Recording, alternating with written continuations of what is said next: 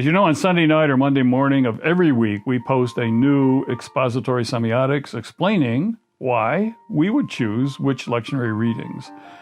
But in these readings, our dream is, and our desire is, to help you read the signs and fondle the details and spot the seminal metaphors, the condensed signs and the stories that are key for preaching to a digital culture.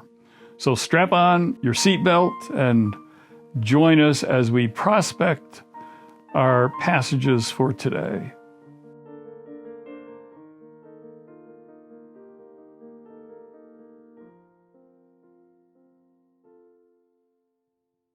Welcome to vlog number 20. Can you believe it? This is August the 2nd, 2020. And we are on the 9th Sunday after Pentecost. I can't believe it's been 20 vlogs that I've done with you. It's been fun and a journey, and we're going to have a lot of fun today because we're looking at one of the great stories that's in all four Gospels. Not many stories are in all four Gospels, but this one is in all four. Now we've got other readings from Genesis 32, 22 to 31. We got Psalm 17.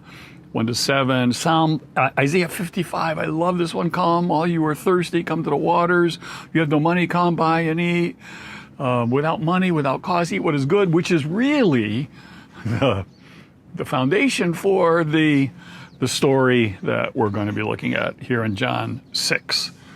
The story of the feeding of the 5,000. It's in every one of the Gospels, as I said. So there's no way in which you can kind of just stay in place and just look at one and not look at all four. I'm sorry, I can't do it. Other people are better than me.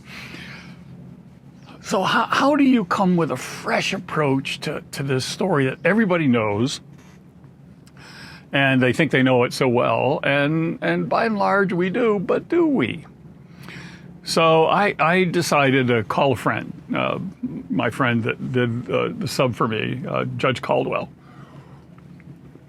And I said, Jesse, this is a story about kind of layers after layers of goodness and extravagance and luxuriance and abundance. And he goes, yeah, it's like a Ronco commercial. And I go, that's it. Jesse, you're a genius. It's a Ronco commercial. So I want you to see if you remember these Ronco commercials. This is Ron. He named a company after himself, Ron Company. Ronco, Ron Popeil. This is the father of the infomercial right here. This is the guy that created the infomercial. He created this company in 1964. And then in the 70s, he got this brilliant idea, and he started with the Chopomatic. Anybody remember the Chopomatic? And he did these infomercials, and he was ubiquitous in the late 70s, 80s, 90s, when you turned on your TV and at 2 a.m. when you couldn't go to sleep and you were channel grazing.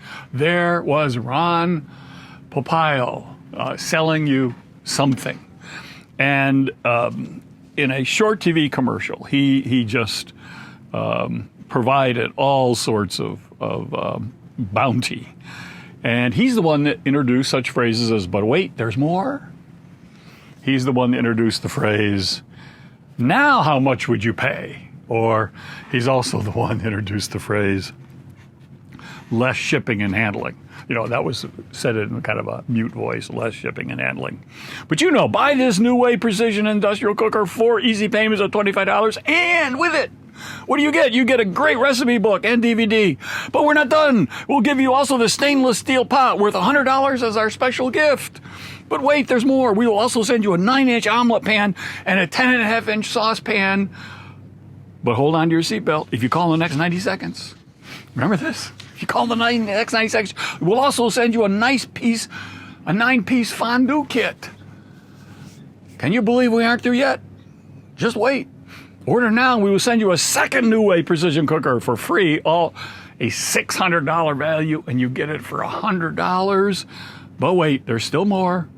You keep it not just for 30 or 60 days, but 90 days, and if you don't like it, just return the new way cooker, and you know what? You can keep the rest. I mean, this is, when you get through listening to this guy, you think these bargains and these giveaways, you think these guys are the most gracious giving people around.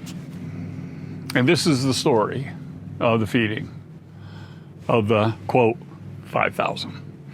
Jesus' compassion for those in need is so great, he postpones his grieving for the death of his cousin John the Baptist.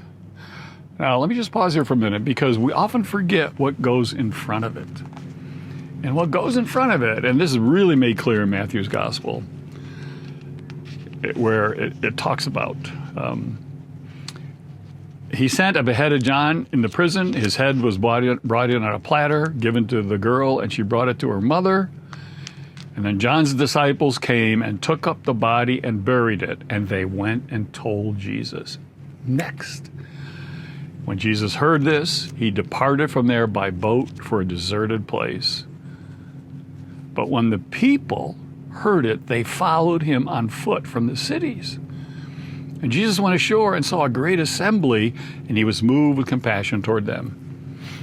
And he healed their sick. And it was evening, and his disciples came to him, saying, "This is a lonely place. The day is now over. Send the crowds away to go into the villages and buy themselves food." So Jesus, in the midst of grieving for his cousin, and in the midst of that, he's faced with this challenge. You got all these needy people. And let me just say here, the needy never ask at a good time. It has never happened. It never will. You know, okay, now's the time for the needy to cry their needs. Jesus was trying to be alone. He's trying to grieve. He's had a long day. He's already been helping. But even when it would be reasonable for Jesus to say, just give me some alone time, he invites them to sit and to recline on the grass. So his whole schedule, his whole planning, you know, Jesus is not a planner. He's a peripatetic who is constantly being interrupted. And those interruptions in life are eruptions of the Spirit. Because this is one of the greatest stories that takes place, and it's because Jesus allowed himself to be interrupted, didn't stick according to his plan. I need some self-care time here. Now, we all need self-care time, but, you know, sometimes the needy come first. And so Jesus says, I'm going to deal with their needs above mine. Now, the first thing he does, he tells them to do, is to sit down. And Jesus told the disciples, you tell them to sit down. Now, this is huge. There's no miracle. There's no food until they first are willing to what? Sit down. They've got to surrender their command and control over their own care and feeding, over their own destiny, and that of their family. They can't now run off and try and buy something and take care of themselves. They got to relinquish control over their own future for this moment and trust Jesus. Sit down. Do you trust me enough? Do you trust me enough that I'll be true to my promises to surrender yourself and sit down on the grass? Now, Mark records that the people were fed in groups of hundreds and fifties. And this is huge because Jesus, he doesn't like to react and respond to a crowd as a crowd. He distrusts the mob. So he divides them up like Moses did. Think about it. Which is Moses did in the people in the wilderness. You find this in Deuteronomy 1:15, where he divides the people up into these groups of hundreds and fifties. And there's also more than an echo here. This is Ezekiel 34:14. See if you don't hear it. See if I'm the only one. I will tend them in good pasture, and the mountain heights of Israel will be their grazing land. There they will lie down in good grazing land, and there they will feed in a rich pasture on the mountains of Israel. But hold on to your seatbelt. There's more. There's more. He took 5 small loaves of bread, barley. You got to think about Panera here. Panera bread. A panini bread. Forget the Panera. I'm doing a Ronco commercial here. Panini bread. And 2 tiny fish. And the questions are, what kind were these? Sardines? Were these... They loved to eat these sardines, but maybe it was tilapia, which is St. Peter's fish. We don't really know. But he took this 5 loaves and 2 fish, and thank God for God's provision and providence. And then he took the good enough to feed the great crowd. The need will always be greater than our ability to meet the need. You notice this? The needy always ask for more than you have. The needy always need more than we have. We will never be, if we wait to have enough to help the needy, we will never help the needy. So the need is always greater than what we have. You will never have at your disposal at any time the sufficient resources to meet the challenges that God is calling you to face. Jesus only asks you to use what you have. Just take the best of what you got. God will take care of the rest. Jesus blesses your best. So give him your best, and he'll make your best the best. But wait, there's more. Jesus didn't feed the crowd. The 12 disciples fed the crowd. Jesus told them, now you feed them. Did you get that? Jesus didn't go around feeding everybody and showing off how he could do this miracle. He tells the disciples, you feed them. You feed them. I'm not going to do for you what you can do for yourselves. And this is so like the story of Lazarus. Now, planes are not supposed to fly that low and that close, but we'll like the story of Lazarus. Remember the story of Lazarus where Jesus heals, raises the dead, says, Lazarus, come forth. But when Jesus proclaims to Lazarus that he is to come forth, he then looks to his disciples and goes, what? Now you feed them. I mean, you unwrap him. And that's what he's doing here. I will provide the miracle. I will bless the bread and make the provisions, but you feed them. Lazarus, come forth. Only Jesus can raise the dead. But then, disciples, you unleash and release him from the bonds that bind him, from the chains that tie him down, from the bandages that stick to him and keep him from moving. You wonder why more of us may not be released and unbound and unwound for all that's confining us and confounding us, because we aren't unwrapping each other. We haven't been willing. We expect Jesus to do. No. Jesus will do what only Jesus can do. But we got to do what we can do. And so he tells the disciples, you feed them. So only Jesus can perform the miracle. So Jesus gives thanks before the meal, blesses this meager and scrimpy offering of 5 barley loaves and 2 fish. But he blesses it and then gives it to his disciples and says, now you feed them. Notice when you're in ministry, it's not just about, spiritual food. And this is the concept of salvation here. We've made, Jesus came to save souls. Well, no, didn't he come to save your mind, body, spirit too? I mean, he doesn't care about the rest of you? No, he came to save all of us. It's not just about spiritual food. It's also about physical food. And I love this. Salvation Army has always gotten this right. They've always understood that you can't separate spiritual food and physical food. And so they bring the two together.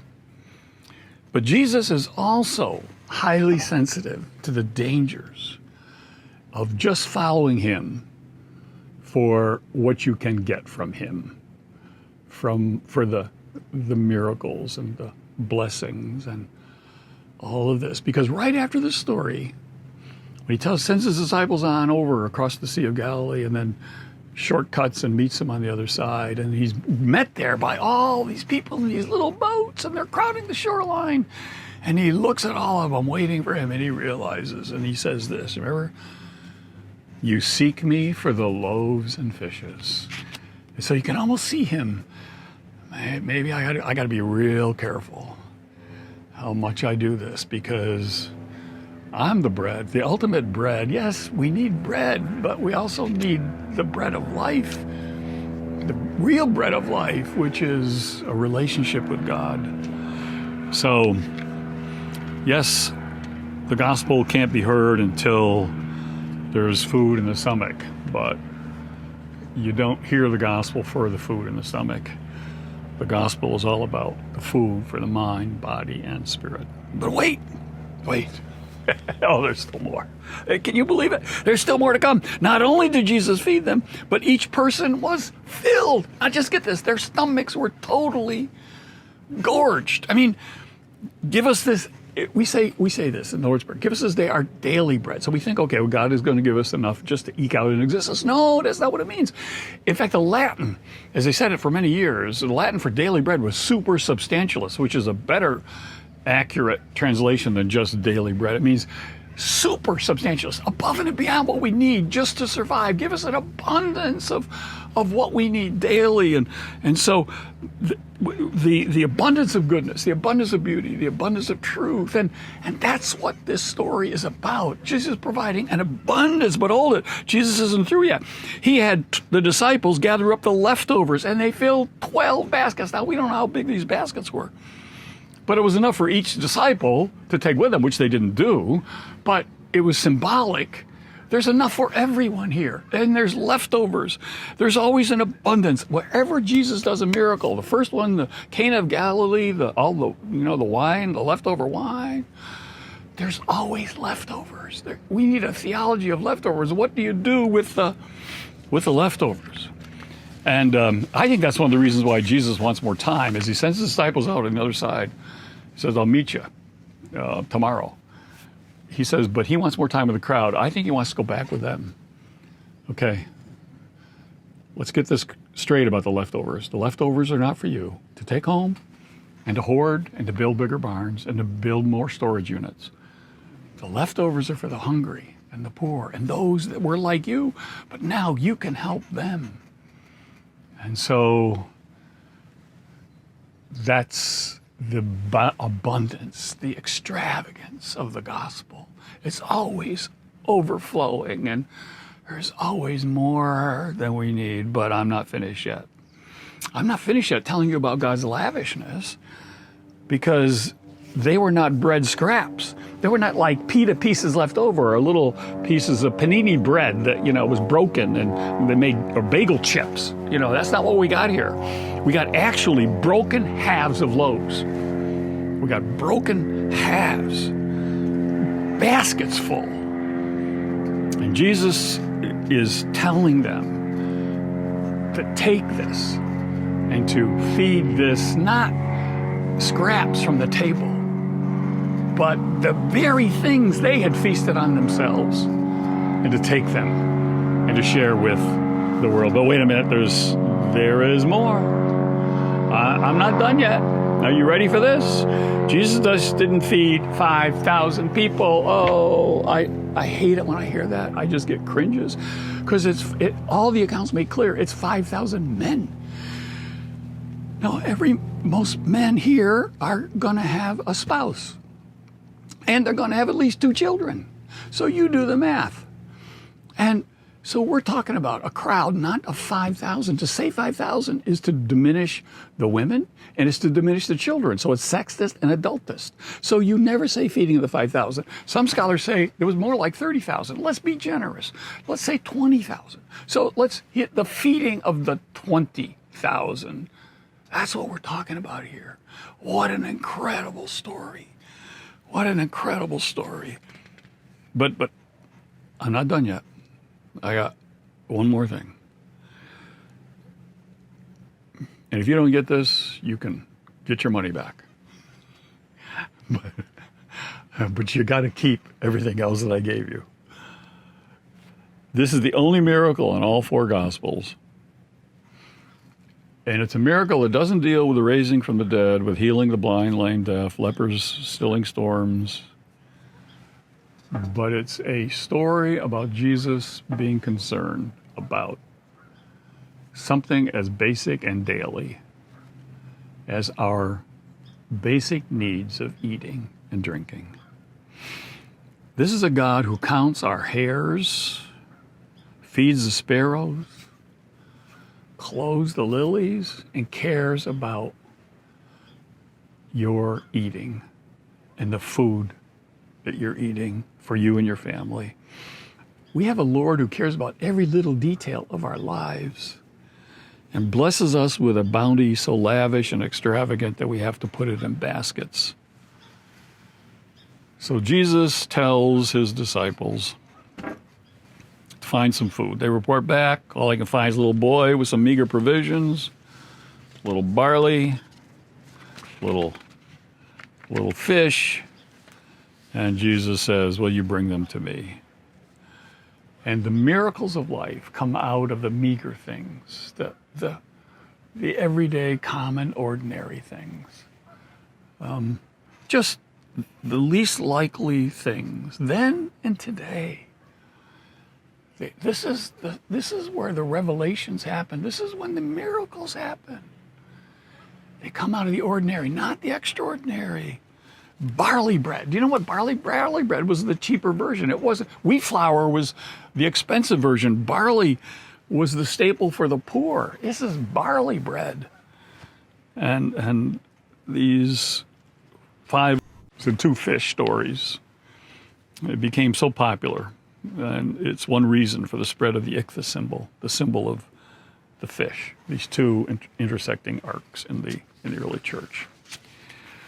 So I want to end just saying that Jesus is mighty to save, strong to provide, no matter how meager your resources. Now, how meager you think your gifts are, God has promised to bless your best, and God will take care of the rest.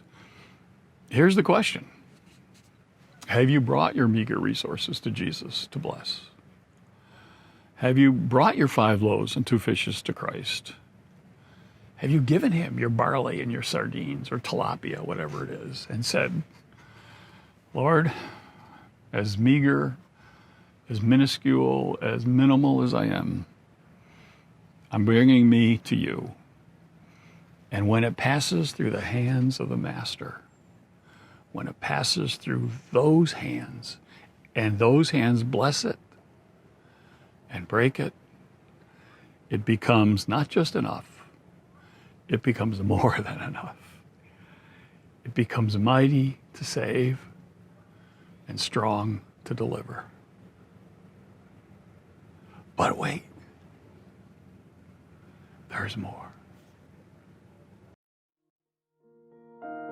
Semiotics is the art of angling, of turning things askew, upside down, inside out, cattywampus, sunny side up, over easy, scrambled, hard-boiled.